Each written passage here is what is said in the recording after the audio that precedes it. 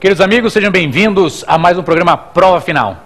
Programa esse que é uma parceria da Rede Luiz Flávio Gomes de Ensino com a TV Justiça. Meus amigos, o meu nome é Erivaldo da Silva Oliveira, eu leciono aqui na Rede Direito Constitucional e Direitos Humanos. Nós vamos ter um programa hoje com 3 blocos, você já conhece o programa, é interessante. Primeiro bloco, uma explanação sobre o tema com 20 minutos. Depois, um segundo bloco, pergunte ao professor, perguntas técnicas sobre o tema apresentado. E lá no final, bem no finalzinho do nosso programa, nos últimos 10 minutos, nós temos lá o X da questão, questões de prova, que caíram já em provas anteriores, que vão cair nas provas posteriores. Ok? Nós vamos iniciar nossa conversa. O tema de hoje, interessantíssimo, direitos humanos na Constituição, direitos fundamentais na Constituição, tratamento dos direitos humanos e a Constituição. Como se pergunta em prova. Ok? Vamos então começar o nosso programa, Prova Final.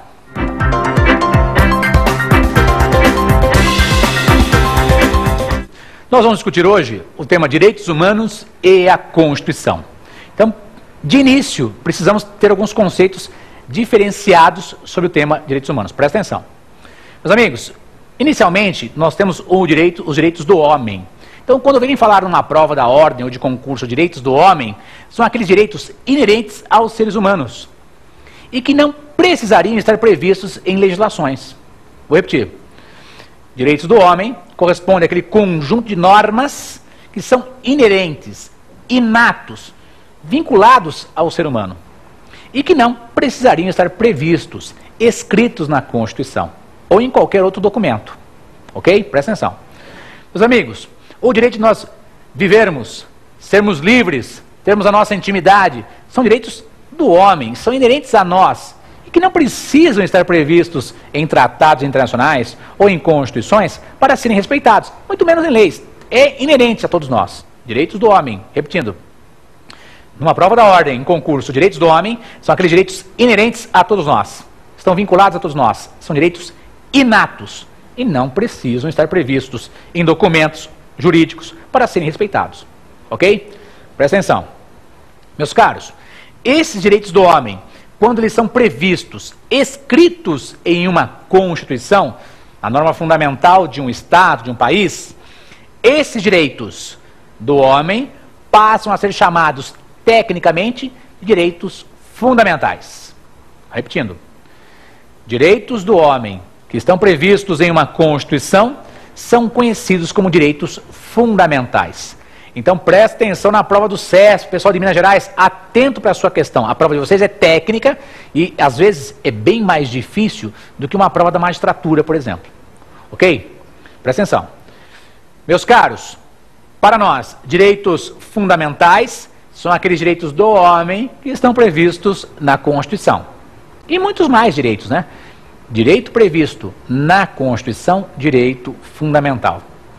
Vamos caminhar. Meus amigos, os seres humanos evoluem, os estados evoluem, existem relações entre países, entre estados soberanos. Essas relações entre países, entre estados soberanos, se dá através de acordos, de tratados, de pactos, de convenções. Repetindo, o relacionamento entre países, entre estados soberanos, se dá através do quê? De acordos, de tratados, de pactos, de convenções. Quando se ouve falar em Tratado Internacional sobre Direitos Humanos, junto comigo, Tratado Internacional sobre Direitos Humanos. O que é um Tratado Internacional sobre Direitos Humanos? Ora, é um acordo feito entre países para proteger as pessoas. Acordo feito entre países para proteger as pessoas. Ok? Meus caros, pode ser um tratado bilateral ou multilateral.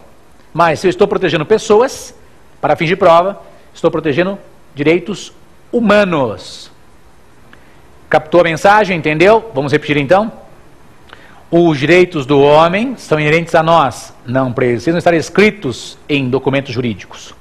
Porém, se eu colocar esse direito do homem em uma Constituição, chamarei tecnicamente direito fundamental.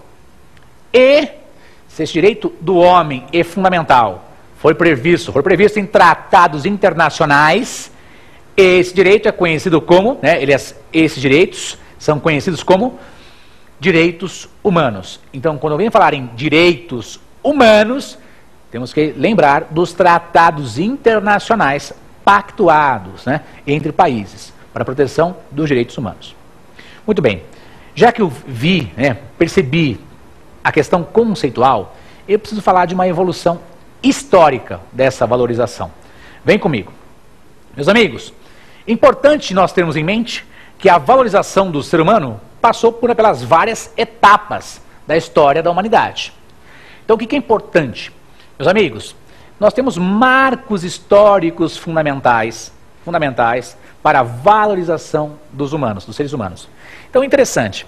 Nós temos, por exemplo, como mola propulsora, como justificativa, a própria a implementação do iluminismo.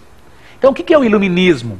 É um movimento intelectual, social, político, histórico, em que se valoriza as pessoas, a razão.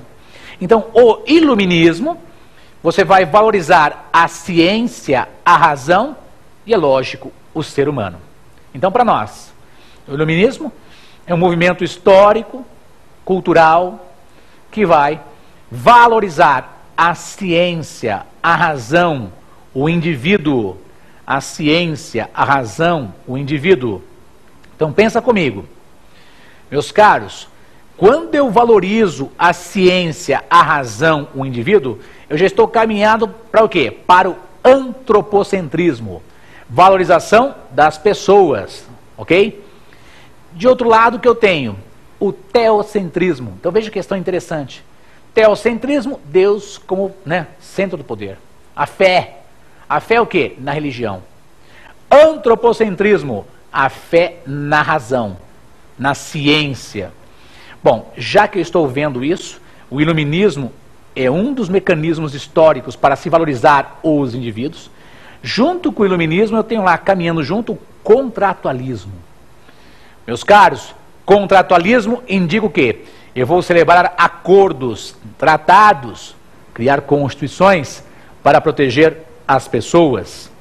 Então eu tenho iluminismo mais junto, iluminismo mais contratualismo. Agora, além disso, veja que é importante. Se eu estou valorizando os indivíduos, eu tenho que atuar com relação ao Estado. Porque o Estado é aquele ente fictício, onde vai ter lá dentro do Estado as pessoas, os indivíduos. Então, quando eu olho para a história e vejo lá, iluminismo, contratualismo e um marco fundamental para nós constitucionalistas, a Revolução Francesa, veja que interessante, a Revolução Francesa é uma revolução liberal, onde se vai buscar valorizar o Estado e também os indivíduos. Por quê? Pensa comigo. Meus amigos, em 14 de julho de 1789, 14 de julho de 1789, eu tenho a queda da Bastilha, ok? Bastilha é o local onde ficavam os presos políticos na época, lá na França, quem era contra o rei, ok? Muito bem. Em 26 de agosto do mesmo ano, de 1789, foi feita uma declaração pelo parlamento francês. A Declaração Universal de Direitos do Homem e do Cidadão. Ou Declaração de Direitos do Homem e do Cidadão para alguns. Essa, olha o nome, Declaração de Direitos do Homem e do Cidadão para alguns. Declaração Universal de Direitos do Homem e do Cidadão. Essa declaração feita pelo parlamento francês, a natureza jurídica, é uma declaração. Presta atenção. Não é uma constituição, mas uma declaração.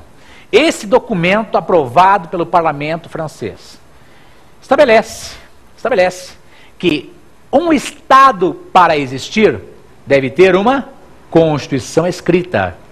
Então, uma Constituição escrita vai criar um Estado jurídico.